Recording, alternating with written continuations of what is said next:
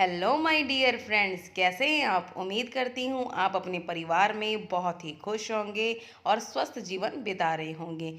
मेरे इस channel easy life with Reena में आपका बहुत बहुत स्वागत है। दोस्तों, ये ब्लॉग कल का है, मींस वेडनेसडे का है। कल मैंने कुछ शॉपिंग करी थी, पर्स बैग्स खरीदे थे, कुछ बहुत ही क्वालिटी वाले टिफ़िन खरीद, बहुत ही जल्दी बनने वाला और जल्दी ही डाइजेस्ट होने वाला, कम खर्च में बहुत ही टेस्टी सूखी मिर्ची का अचार तैयार किया। और कैसे मैं अपनी स्किन ग्लोइंग और यंग रखती हूँ। तो जी, ब्लॉग की शुरुआत करते हैं स्कूल टाइम के बाद थोड़ी सी शॉपिंग है। अमूमन मैं क्या करती हूँ, जो काफ़ी शॉपिंग होती है मैं स्कूल टाइम के बाद ही कर लेती हूँ, क्योंकि मेरा जो स्कूल है वो मार्केट में ही है। तो दोबारा मैं मार्केट नहीं जाती हूँ, मेरा टाइम भी सेव हो जाता है और मैं उस टाइम को किसी और प्रोडक्टिव काम में लगाती हूँ। तो मैंने पर्स खरीदे थे और कुछ बच्चों की बुक्स खरीदी थी। तो घर आकर आपको दिखाती हूँ कि मैं कौन से बैग्स और पर्स लेकर आई हूँ। बज गए थे 3, तो घर आ गई हूँ बहुत ज़्यादा थकी हुई आपको दिखाई दे रही हूँ, क्योंकि सुबह 3:10 3:15 पे उठ जाती हूँ, जिम जाती हूँ, फिर सुबह के काम हो जाते हैं, फिर उसके बाद स्कूल का काम और फिर अब घर। तो घर आकर सबसे पहले ये काम करती हूँ, मैं पानी पीती हूँ, क्योंकि स्किन को ग्लोइंग रखना है तो पानी बहुत ज़रूरी है।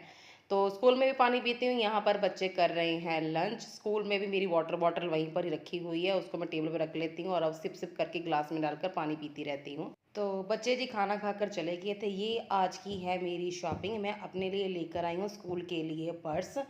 पर्स की अगर बात करूँ तो इसकी जो प्राइस है वो है 600 रुपीज़। तो 600 के अकॉर्डिंग ये पर्स जो प्रोडक्ट है बहुत ही वर्थ है, बहुत ही अच्छी क्वालिटी है प्राइस के अकॉर्डिंग। इसके अंदर पहले तो 1 जिपर है, उसके अंदर 2 पार्टीशन दी हुई हैं, साथ में स्लिंग भी दी हुई है और काफ़ी कुछ अंदर जो ये पन्नी रखी गई है इसको पूरा सिक्योर किया जाता है पन्नी से, ताकि इसकी जो लुक भी अच्छी आए।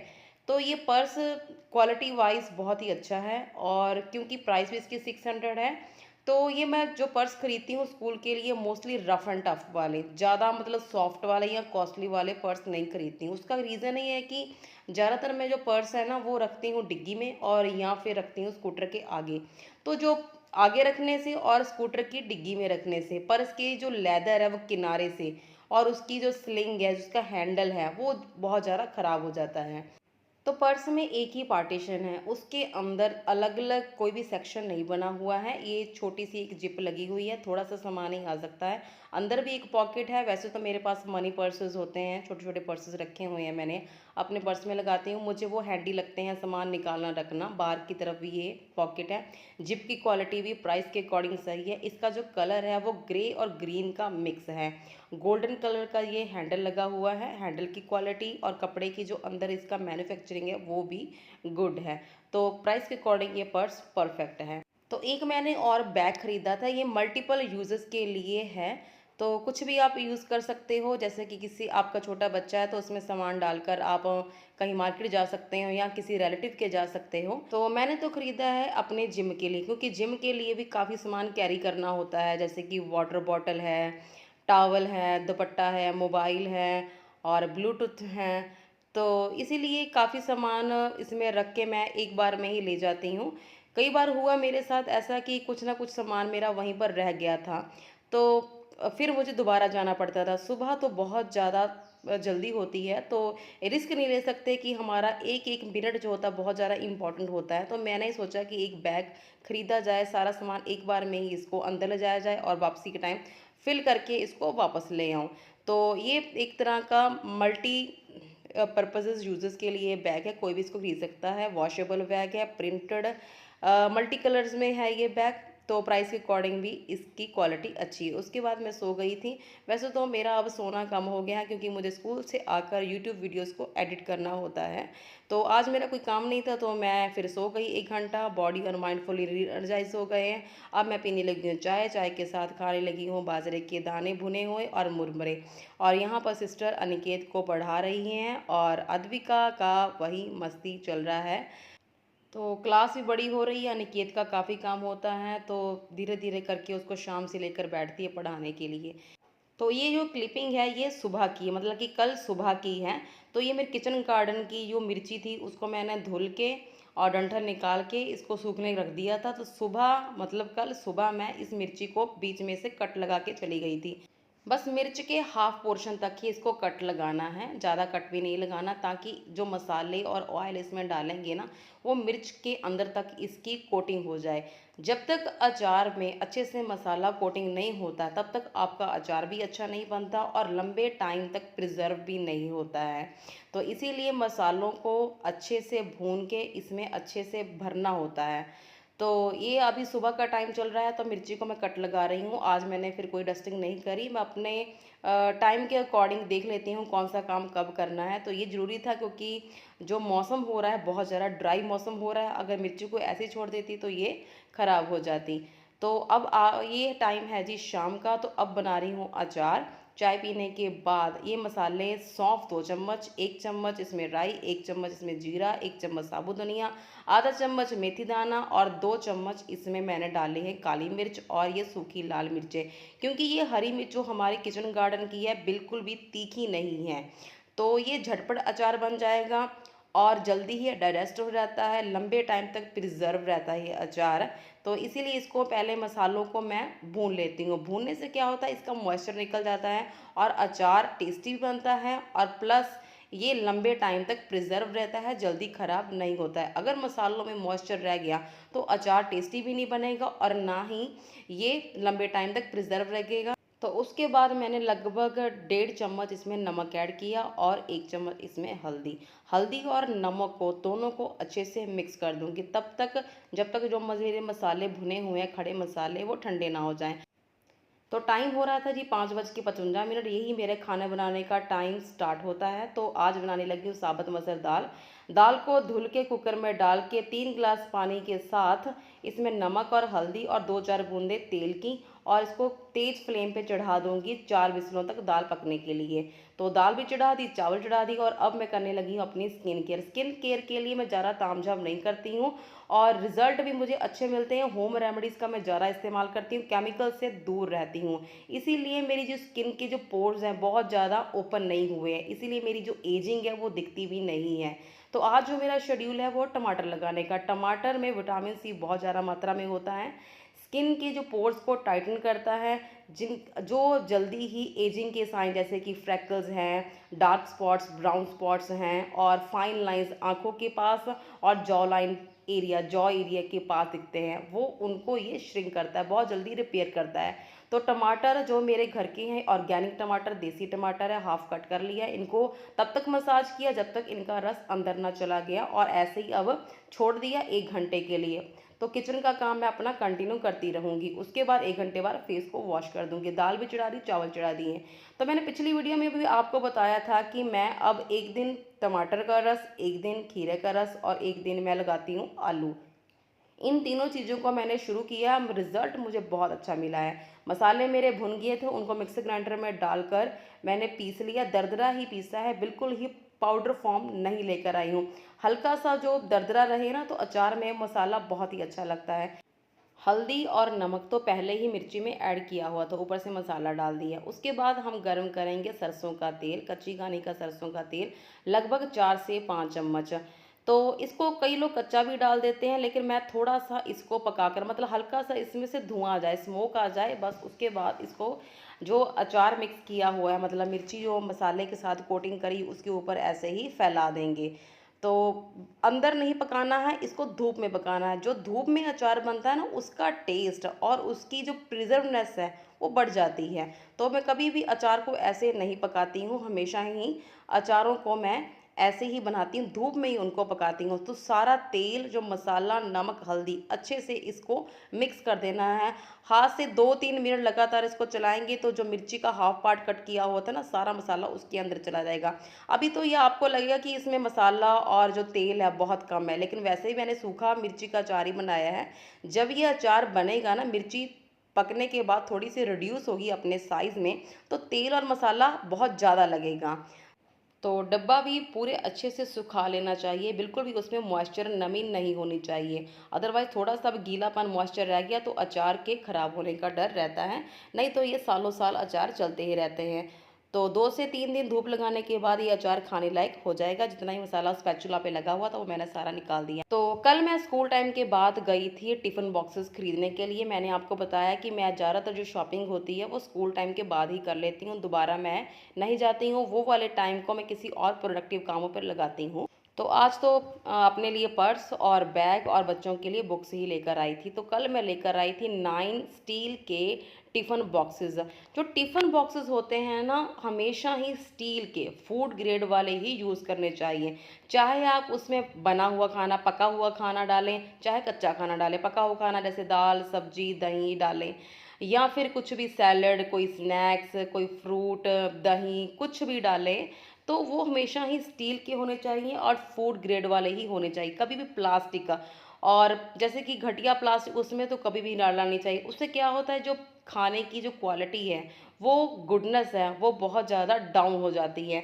तो सारे न्यूट्रिशन उन अगर टिफ़िन में डालो ना, तो न्यूट्रिशन ख़त्म हो जाते हैं। इतनी मेहनत से, इतने न्यूट्रिशियस वैल्यू से आप खाना तैयार करते हो, और कैरी आप घटिया किस्म की जो प्लास्टिक उसमें आप करोगे ना, तो सारी फूड की क्वालिटी ख़त्म हो जाएगी। तो मैं लेकर आई थी 9।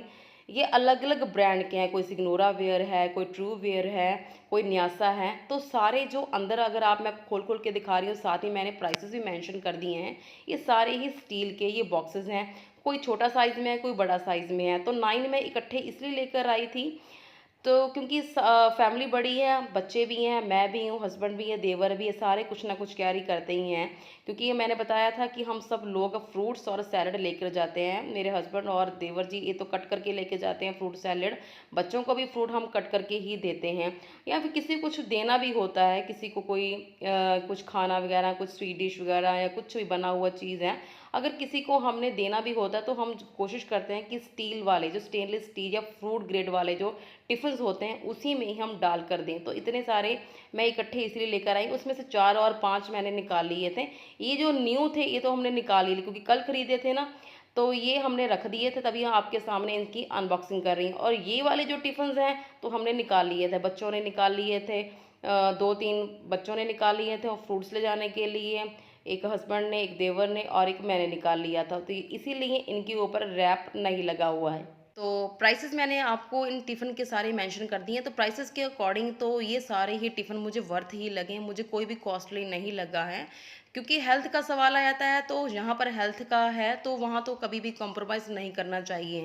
और देखा जाए, जो स्टेनलेस स्टील होते हैं, जो बढ़िया क्वालिटी कोई भी चीज़ खरीदते हैं, वो लॉन्ग टाइम तक स्टे करती हैं। तो इसीलिए ये सारे टिफ़िन ले आए थे। कुछ इन्होंने यूज़ करने हैं, कुछ इसमें से रख देने हैं। जब भी कभी ज़रूरत पड़ेगी तो इनको निकाल लिया जाएगा। तो उसके बाद जी, ये फिर फेस पर 1 घंटा हो गया था, वीडियो भी शूट हो गई, खाना भी बन गया, फेस मैंने कर लिया क्लीन। टमाटर की जो गुडनेस थी मेरे फेस पर आ गई है। तो जो मैंने लास्ट वीडियो में नाइट सीरम तैयार किया था फेस वॉश करने के बाद, उस सीरम को भी अप्लाई कर लिया है। तो मैं भी आपको सजेस्ट करूँगी, अगर आपने अपनी स्किन को इम्प्रूव करना है, स्किन को अच्छा बनाना है, तो होम रेमेडीज़ को अप्लाई करें। इससे बहुत ज़्यादा फ़ायदे होते हैं। एक तो ये कोई साइड इफ़ेक्ट नहीं देती। दूसरा ये होता है कि ये फ्री ऑफ कॉस्ट होती हैं, बहुत ज़्यादा पैसा इसमें खर्च नहीं होता। तीसरा ये होता है, ज़्यादा तामझाम नहीं करना पड़ता है। आपका जो डेली का शेड्यूल है, जो रूटीन बनी हुई है सुबह की, शाम की, उसमें बहुत ज़्यादा एडजस्ट हो जाते हैं और रिज़ल्ट भी आपको बहुत अच्छे मिलते हैं। तो दाल और चावल हो गए थे रेडी। अब मैं बनाने लगी हूँ सब्जी। सब्जी बनाने लगी हूँ न्यूट्री चूरा की। तो न्यूट्री चूरा को मैं 2 गिलास पानी में भिगो के रख दूंगी। उसके बाद तड़के की तैयारी करूंगी। यहाँ पर सिस्टर और अद्विका कर रहे हैं शाम की पूजा। जब भी पूजा करने जाते हैं तो अद्विका हमारे साथ ही जाती है और वहाँ पर ताली बजा के वहाँ पूजा करती हैं। उसको मंदिर में आकर पूजा करना, देखना, नई नई चीज़ें करना बहुत अच्छा लगता है। तो इसीलिए घंटी भी उसके हाथ में ही है। तो इधर जी करने लगी हूँ मैं सब्जी की तैयारी। तो कुछ लोगों ने मुझे कहा था कि दीदी हम भी आप जैसे ही करना चाहते हैं। तो मैं उनसे ये कहूँ कि मैं कुछ अलग नहीं कर रही, मैं भी आप ही की जैसी ही हूँ।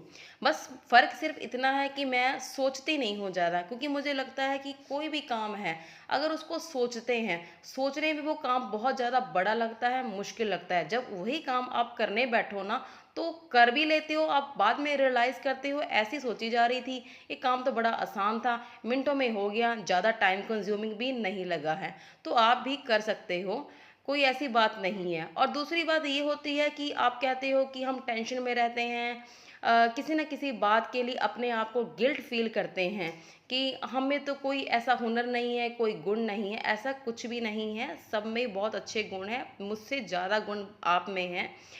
तो बस उस पोटेंशियल को, उस गुण को, उस हुनर को पहचानने की देर है। तो जब आप अपने टैलेंट को, अपनी काबिलियत को पहचानोगे ना, तो खुद रियलाइज़ करोगे कि मेरे में बहुत ज़्यादा क्वालिटीज़ हैं। तो इसीलिए सोचने में टाइम बिल्कुल भी वेस्ट ना करें। और कई लोग इस चीज़ का फ़ायदा उठा देते हैं कि यार हम तो जॉब करते हैं इसका मतलब घर आकर हमने तो सिर्फ रेस्ट ही करनी है। ऐसा कुछ नहीं है, आप किसी पर कोई एहसान नहीं कर रहे। आपने जॉब करनी है, इसका डिसीज़न कि हमने इकोनॉमिकली इंडिपेंडेंट होना है, ये हमारा इंडिविजुअल डिसीज़न है, ये हमारा डिसीज़न है। ये ऐसा नहीं है कि जॉब करने से आपने दूसरों की लाइफ, अपने फैमिली मेंबर्स की लाइफ, अपने फैमिली की, बच्चों की, घर की लाइफ को डिस्टर्ब करना है, नहीं। हमने ऐसे काम करना है कि सब में बैलेंस बनाना है। वो चाहे आपकी अपनी हॉबीज़ हैं, अपने लिए जो टाइम निकालना है, घर की टेक केयर है, बच्चे हैं, जॉब है, सभी को ही इक्वली ही टाइम देना है, सभी को इक्वली जस्टिफाई करना है। जॉब भी बहुत अच्छे से करनी है, ऐसा नहीं है कि काम चलाओ जॉब करनी है, नहीं, वहाँ से आपकी कंप्लेंट आती रही, नहीं। और घर में भी ऐसे बनना है कि हर एक काम में परफेक्शन आए। देखो, परफेक्शन लाने की कोशिश तो हम सब कर ही सकते हैं, क्योंकि कोई भी परफेक्ट इंसान जन्म से नहीं होता है। लेकिन हाँ, अपने में अपडेशन करने की, अपने में इम्प्रूवमेंट करने की, अपने में लर्निंग की जो गुण है, जो विलिंगनेस है, वो तो हम लोग डेवलप कर ही सकते हैं। तो अच्छा, कई लोग कहते हैं कि यार वही काम, रोज़ रोज़ वही काम, घर के काम, खाना बनाना। तो मुझे ना किसी बुजुर्ग आंटी ने कहा था कि जब हम खाना बना रहे होते हैं ना, तो जो हमारे मन में विचार होते हैं वही उस खाने में जाते हैं, तो वही खाना आप अपने पूरे परिवार को खिलाते हो। देखो, जैसे विचार आपके मन में आते हैं खाना बनाते टाइम, वही आपके खाने में गए हैं, तो वही विचार आपके फैमिली में भी गए। तो इसीलिए अच्छा है कि अच्छे मन से काम करें, अच्छे मन से खाना बनाएं। ऐसा ना सोचें कि ये मेरी ड्यूटी है, ऐसा सोचें कि ये मेरे अपने। तो अपनों के लिए काम करना कैसे बोझ हो सकता है। हमेशा इस बात के लिए अपने आप पर फ़क्र भी करें और ग्रेटफुल भी हों। ग्रेटफुल ऐसे हों कि हमेशा सोचें कि आपके पास अच्छा परिवार है, आपकी फैमिली है, बच्चे हैं, हस्बैंड हैं, घर है और अच्छी जॉब है और सब कुछ अच्छा मिला हुआ। ये ना अपने आप को ऐसा सोचा करें, डिग्रेड फील ना करा करें कि मेरे पास ये नहीं है, वो नहीं है। हमेशा अपने आप में पॉजिटिव चीज़ें देखें कि मेरे पास कितना कुछ है, तो सामने वाले के पास नहीं है। अपने आप को हमेशा ही ब्लेस्ड फील करें, ना कि दूसरों में कोई कमियां निकालें, उनके पास जो कुछ नहीं है उनका मजाक भी ना उड़ाएं, ना ही उनकी कमियों को रियलाइज़ कराएं।